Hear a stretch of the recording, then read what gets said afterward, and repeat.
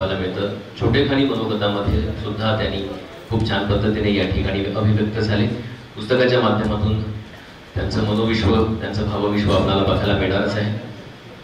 आता समापनाकडे जात असताना खऱ्या अर्थाने देशाच्या वैद्यकीय क्षेत्रातील एक आदर्श व्यक्तिमत्व, केईएमचे माजी डीन, एक उत्तम माणूस आणि दिवसच व्हेजिटेटिव्ह स्थितीमध्ये 18 मे 2015 रोजी निधन झाल्यानंतर पालकत्व आणि कुटुंब प्रमुख म्हणून तिच्या अंत्यविधीला उपस्थित राहून संवेदनशील व्यक्तिमत्व म्हणून त्यांनी सगळ्या जनमानसामध्ये नावलौकिक कमावला. असे संवेदनशील माणूस, एक आदर्श डॉक्टर, देवदूत डॉक्टर अविनाश शुभे सरांना मी या ठिकाणी आमंत्रित करतो की त्यांनी या कार्यक्रमाला शुभेच्छा देताना आपलं मनोगत व्यक्त करावं. मला कल्पना आहे की उशीर झालेला आहे, लांबलेला प्रोग्राम आहे, पण प्रमुख पाहुणा म्हणून मला नक्कीच माझे विचार प्रकट करायला आवडेल. खरं तर रत्नागिरीला मी आज जवळजवळ 37 वर्षानंतर आलो आणि केवळ डॉक्टर परकरांनी मला फोन केला आणि त्यांनी स्टेजवर बोलले 10 मिनिटं, त्याच्यामध्ये मी खरंच प्रभावित झालो म्हणून मी इथे आलो. आणि रत्नागिरीमध्ये 37 वर्षानंतर आल्यानंतर मी अत्यंत अनेक बदल पाहिले. म्हणजे पूर्वी ते मधली आळी आणि टिळक आळी आणि खालची आळी याचं ते आळीचं रत्नागिरी आता एक कॉन्क्रीटचं जंगल आणि त्याच्या पलीकडे जाऊन एक मोठं केंद्र झाल्याचं माझ्या लक्षात आहे. आणि बदल हा आपल्या आयुष्यामध्ये नेहमीच होत असतो आणि मला वाटतं बदल होण्याचं महत्त्वाचं कारण आणि आपण ह्या पुस्तकाचा कसा संबंध लावतो हा बघायला पाहिजे. खरं तर माझी पिढी जी आहे ही अशा काळात वाढली ज्या काळामध्ये आम्ही 3 ते 4 युद्ध पाहिले आणि त्या काळामध्ये नवीन ते काहींचं राज्य होतं, पैसे नव्हते, समाजवादी धोरणं होती, छोट्या छोट्या गोष्टींसाठी आपल्याला लढायला लागायचं. मला आठवतंय की कित्येक वेळा मी उकडा तांदूळ, लाल गहू, दूध किंवा साखर यांच्या लाईनीमध्ये तासनतास उभा राहिलो होतो. पण ह्याचा काय परिणाम झाला आपल्या आयुष्यामध्ये की कुठल्याही परिस्थितीमध्ये आपण कसं ऍडजस्ट करू, त्याच्यातून आपला कसा विकास घडावा हे आपण शिकलो. त्याच्यानंतर काय झालं, उदारीकरणामध्ये लोकांकडे भरपूर पैसा आणि लोक मग केवळ त्यांना ह्या छोट्या छोट्या गोष्टींसाठी झगडायला लागले नाही आणि त्याच्यामुळे ते वेगळ्या पद्धतीने विचार करायला लागले. हा नवीन पिढीचा विचार तुम्ही लक्षात घ्या. आणि आज आपण जी जनरेशन झेड म्हणतो ती मोबाईल घेऊनच जन्माला आहे. ती आता कुठे बाजारात जातच नाही, ती अमेझॉनवरच सगळं घेते. मग ह्या अशा परिस्थितींची जी 6 दशकांची वाटचाल आहे त्याचा जो अनुभव आहे त्या पिढीमध्ये जे रुजले आणि या सगळ्या वाटचालीमध्ये जे वाढले त्यांचे अनुभव हे आपण कुठेतरी रोखून ठेवले पाहिजे, लिहून घेतले पाहिजे. हा एक दस्तावेज आहे. कारण मला वाटतं आपण नेहमी इतिहास का शिकतो, छत्रपती महाराजांचं आपण का बरं आज चरित्र वाचतो, त्यांनी ज्या चाष्टभुज केल्या किंवा त्यांनी ज्या चुका केल्या त्या आपण कदाचित करणार. बाळ गंगाधर टिळकांनी कित्येक वर्षांपूर्वी त्या वातावरणामध्ये त्यांनी इंग्रजांना जो आदेश दिला, मला वाटतं त्यावेळेची परिस्थिती करून त्यांनी कसा निर्णय घेतला हे आपण जाणलं. मला वाटतं ज्यावेळी आपण एखादं असं पुस्तक बघतो आणि हे आपण लिहितो त्यावेळी त्या काळामध्ये वाढलेले, त्या काळामध्ये रुजलेले, त्या काळामध्ये मुरलेले त्यांचं जे व्यक्तिमत्व होतं त्यांनी ते कसं वाढवलं, विविध क्षणी त्यांनी कसे निर्णय घेतले, हे निर्णय आजच्या पिढीला सुद्धा तेवढेच मार्गदर्शक असतात. कदाचित परिस्थिती बदलते पण अडचणी सारख्या असतात आणि ह्या अडचणींमध्ये असे अनुभव ज्याला आपण विजडम म्हणतो हे किती महत्वाचं आहे हे या पुस्तकातून मला वाटलं खूप भावलं. तसं पाहिलं तर डॉक्टर परकरांना मी आधी कधी भेटलो पण नाही, आज प्रथम भेटलो मी त्यांना. खरं तर मी त्यांचं नाव नुसतं ऐकलं होतं की परकार हॉस्पिटल आहे, परंतु त्यांना भेटलो नव्हतो. परंतु त्यांनी मला ज्यावेळी फोन केला आणि ते माझ्याशी फक्त 5 ते 7 मिनिटं बोलले, मला वाटतं त्या माणसाच्या बोलण्यावरून तुम्हाला ताबडतोब कळतं की या माणसाची डेप्थ किती आहे. तसे ते मितभाषीच आहेत पण बोलताना प्रत्येक शब्द तोलून मोलून बोलतात. टिपिकल फिजिशियन बघा, आमच्या वेळेला फिजिशियन आणि सर्जन असे 2 असतात. सर्जन हे जरा आक्रस्ताळी असते. फिजिशियन मोजून तोलून मोजून. मला वाटतं त्यांच्यामध्ये तो फिजिशियनपणा पूर्णपणे असा मुरलेला आहे. आणि असे ते 10 मिनिटं माझ्याशी किंवा 7 मिनिटं माझ्याशी बोलले आणि त्यांनी मला सांगितलं की डॉक्टर त्यांना प्रत्येक त्याच्या गोष्टी माहित होती. आणि मला वाटतं त्यांचा जो प्रवास आहे तो इतका सुंदर आहे. तुम्ही कदाचित हे पुस्तक वाचायला घेतलं तर अनेकांनी सांगितलं की मी ते एका दमात संपवलं. मी तर ते पुस्तक ऑनलाईन वाचलं. ऑनलाईन वाचणं हे माझ्यासारख्या पिढीला थोडंसं कठीण असतं, तरी पण मी ते ऑनलाईन वाचलं आणि एका दमात वाचलं, कारण ते अत्यंत मोहक आणि चांगल्या शैलीत लिहिलं गेले. मला वाटतं ते आत्मकथनच नाहीये तर ते आत्मविश्लेषण सुद्धा आहे. आणि याचं महत्वाचं कारण म्हणजे प्रत्येक गोष्ट ज्यावेळी त्यांनी एक छोटीशी कथा सांगितली आहे आणि वाचण्यासारखे, म्हणजे ते कसे गेले, त्यांनी निर्णय कसे घेतले, MD करायला ते पुण्याला कसे गेले, त्यांचे प्रत्येक नियम त्याचं त्यांनी विश्लेषण केलंय. त्यावेळी त्यांच्या मनाला काय भावलं, का त्यांनी तसं केलं, परत आले, रत्नागिरीत प्रॅक्टिस करायची का फॉरेनला जायचं, त्यांच्याकडे सगळं तयार होतं तरी पण ते इथे राहिले, का राहिले, इथे येऊन त्यांचा विकास कसा केला, कुठल्या गोष्टीत त्यांनी खरोखर चांगलं काम केलं, कुठल्या गोष्टीत त्यांनी केलं नाही, कुठे त्यांनी आपला पाय मागे घेतला, आपलं हॉस्पिटल कसं केलं, रुग्णांचा विकास कसा केला. ह्या सगळ्या गोष्टी वाचताना एक तर आपण त्यांच्या बरोबरही वाटचाल करतो. तुम्ही पुस्तक वाचताना माझ्या लक्षात आलं की मी फौजिया, मतीन किंवा डॉक्टर मुमताज यांच्या बरोबर चालतोय अशी मला कल्पना आहे. एवढं त्या पुस्तकाचं तुम्ही चांगल्या पद्धतीने लिहिलं.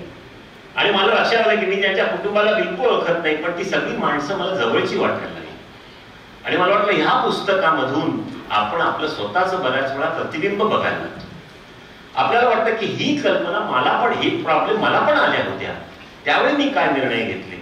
आणि म्हणून मला वाटतं की अनेक नवीन इच्छुक सगळ्या ह्या डॉक्टर्सना हे अत्यंत मार्गदर्शक असं पुस्तक. आणि म्हणून ज्यावेळी आपण एखादं पुस्तक बघतो त्यावेळी ते केवळ एक कोणीतरी आपली कथा सांगितली असं नाही. कथा सांगणं हा एक भाग आहे, त्याचं विश्लेषण करून दुसऱ्यांसाठी त्याच्यामध्ये एक प्रकारचा संदेश देणं किंवा त्यांनी दुसऱ्यांनी त्याच्यापासून काहीतरी एक ध्यास घेणं हे सर्वात महत्त्वाचं. मला वाटतं ह्या पुस्तकाचं खरं मला का आवडलं पुस्तक, तर मला वाटलं ह्यातून सर्वसामान्य कुटुंबाला हे त्यांनी आपल्या मुलांना कसं वाढवलं. ओके, खाण्यापिण्याची तुम्ही अत्यंत आहे, पण तुम्हाला चैन करायची असेल तर ती स्वतःच्या पैशांनी करायला पाहिजे. किती साधं तत्व आहे. आपल्याकडे हल्ली मुलगा आला की तो च म्हणायच्या आधी चॉकलेट देतो आपण आणि सी म्हणायच्या आधी कॉम्प्युटर मोबाईल देतो. विचार करत नाही त्याला काय परिणाम होईल. पण योग्य वेळी योग्य गोष्टी, त्याच्या गरजा किती आहेत आणि चैन किती आहे याचं भान ठेवून त्यांनी त्याच्या कुटुंबाला वाटलं. आणि मला वाटतं हे फार महत्वाचं असतं. हे छोट्या छोट्या गोष्टी असतात, परंतु त्या सगळ्या गोष्टीतून माणूस बराच शिकत असतो.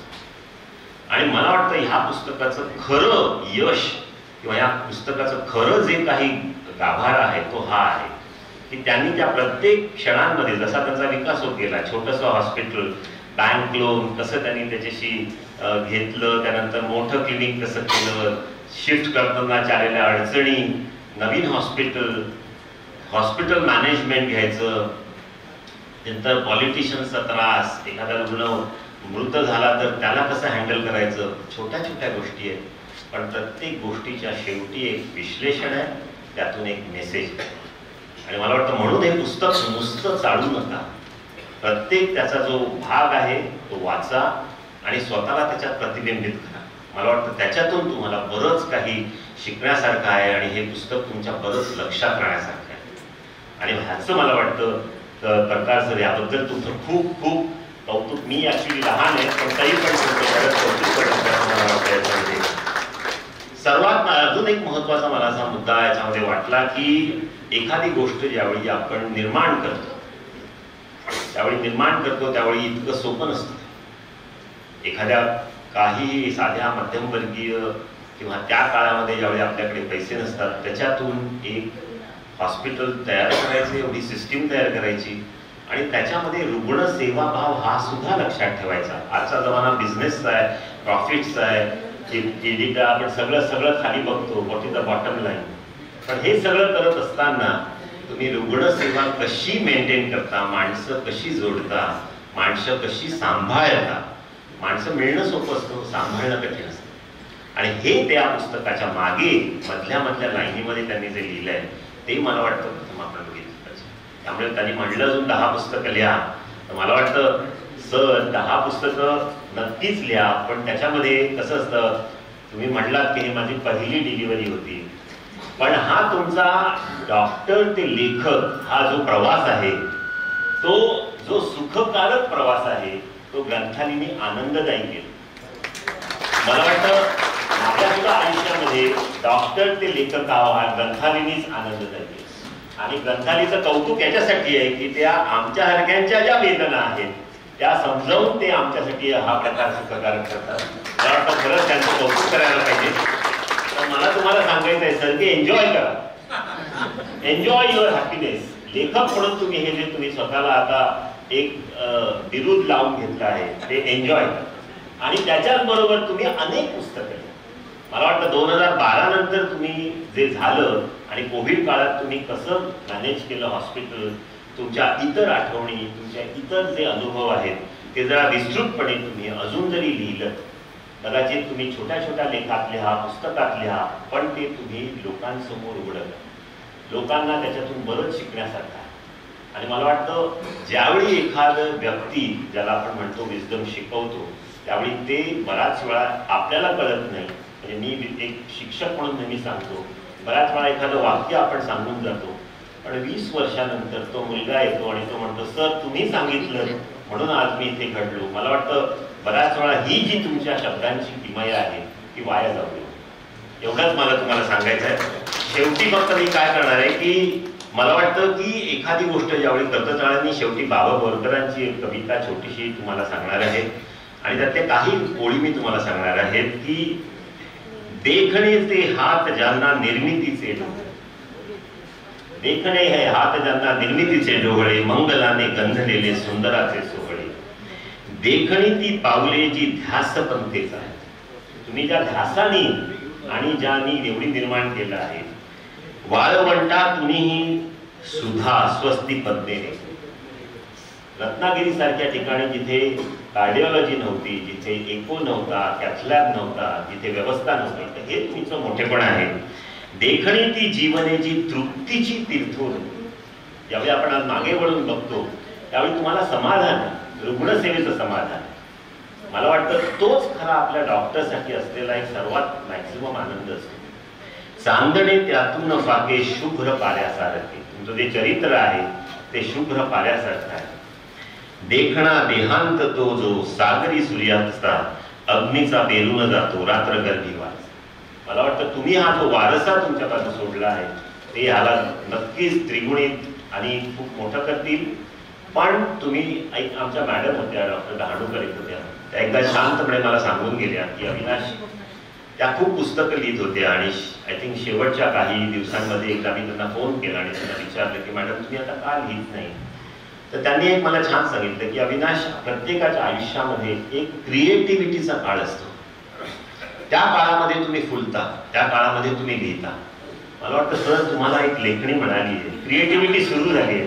थांबू नका, लिहा. जोपर्यंत आरोग्य आहे, जोपर्यंत आपलं मन चांगलं आहे, आपली बुद्धी तल्लख आहे, तोपर्यंत हे जे तुमचं ज्ञान आहे किंवा ज्याला आपण म्हणतो विजडम, हे सगळ्यांना वाटा. तुम्ही अनेक वर्ष जगा. माझ्या खूप शुभेच्छा आणि मला इथे आल्याबद्दल आणि प्रस्तावना राहिल्याबद्दल खूप खूप आभार. कुठल्याही मैफिलीला सूत्रधार आवश्यक असतो. जसं रथाचं उत्कृष्ट सारथ्य करणारा सारथी हवा असतो, तसाच आजच्या कार्यक्रमाचा जो सूत्रसंचालक आहे आणि आमच्या विनंतीला मान देऊन मुंबईत ज्यानं दूरदर्शनला काम केलं, ज्यानं अनेक वाहिन्यांवरती स्क्रिप्ट रायटर म्हणून काम केलं, जो उत्कृष्ट उद्घोषक आहे, निवेदक आहे, पण बहुरंगी मुंबईत राहून सुद्धा ज्याला आपल्या मातीची ओढ आहे, असा निलेश पवार जो कणकवलीत आला आणि आता नव्यानं कणकवलीत आपल्या आयुष्याचं पारंपरिक रेकॉर्डिंग सुरू केले. त्याने या कार्यक्रमाचं सुंदर सूत्रसंचालन आणि निवेदन केलंय. मी सुपे सरांना विनंती करतो की तुमच्या हस्ते आपण याचा पुष्पगुच्छ देऊन गौरव करू. सर तुम्हाला साहित्याची आवड आहे म्हणून फक्त संदर्भ सांगतो. नादो महानोर नुकतेच गेले आदरणीय महानोर सर, त्यांच्या कवितांचा संदर्भ घेऊन आत्ताच झालेल्या पावसाळ्यात एक सुंदर मैफल ज्यांना सिंधुदुर्गामध्ये कणकवलीमध्ये आयोजित केली होती आणि सगळ्या रसिकांनी त्याचा आनंद घेतला. निलेश तुझा अभिनंदन.